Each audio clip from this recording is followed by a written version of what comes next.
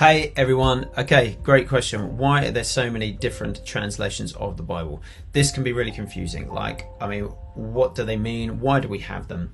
The first thing to start off by saying is that I'm super thankful we have any translations of the Bible. So the Bible was never written in English. In fact, it was written in probably three languages: Hebrew, Aramaic, and something called Koine Greek, which is like Old English. It's the old version of Greek.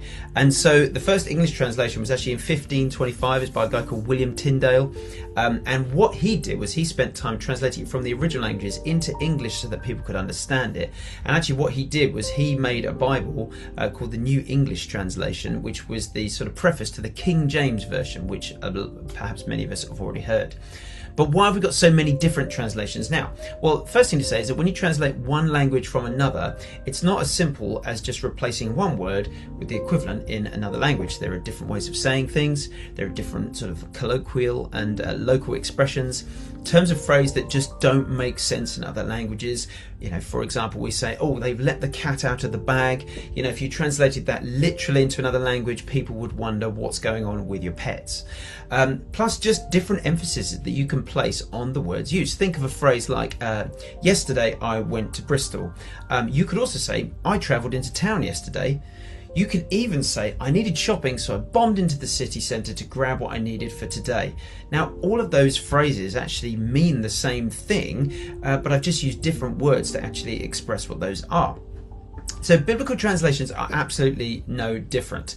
And as I say, the Bible, which was written in those original languages, they don't have equivalent words in those languages for the English words that we use today.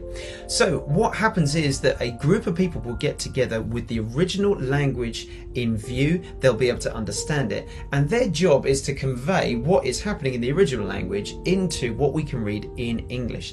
And there's a few different ways that people have tried to do that over the years. That's actually why we get the different translations. It's usually just the different method that's been used to translate the original language into English as we read it. And the different kinds of ways that people do that vary in their results. Now, the closest to the original language is what we call word for word. Now, this would be a translation like the ESV, the English Standard Version. And what they're trying to do there is to get as close to the original language, the original word order as is possible, that still makes sense in English. The ESV is a good example of that. As you then kind of move further away from that, you get something called thought for thought. Now again, there are varying kind of different ways of doing that. Some versions kind of err more towards word for word, but introduce a bit of thought for thought. And what they're trying to do there is, instead of getting as close to the original words as possible, they're trying to get as close to the original meaning as possible.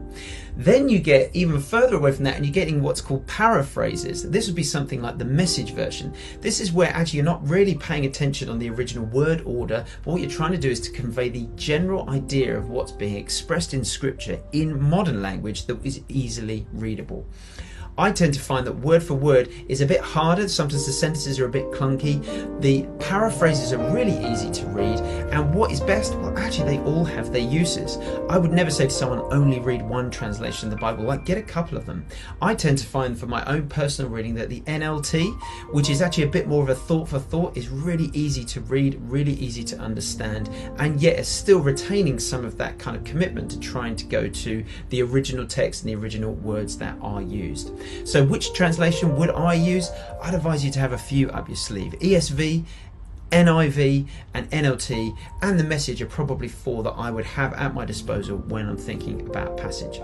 Only final thing to say is that there are some translations of the Bible which aren't really translations at all. And one notable one is something called the Passion.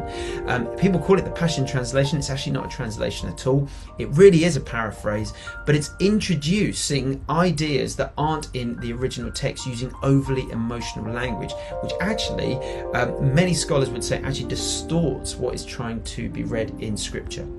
If you're in any doubt, you can always come and ask me or ask Andy or ask Claire what they think. You can do some research yourself, either Google it or ChatGPT will give you a really interesting and quite comprehensive overview of what the translation is, who did the translation, and where it kind of sits in that word for word, thought for thought, or paraphrase.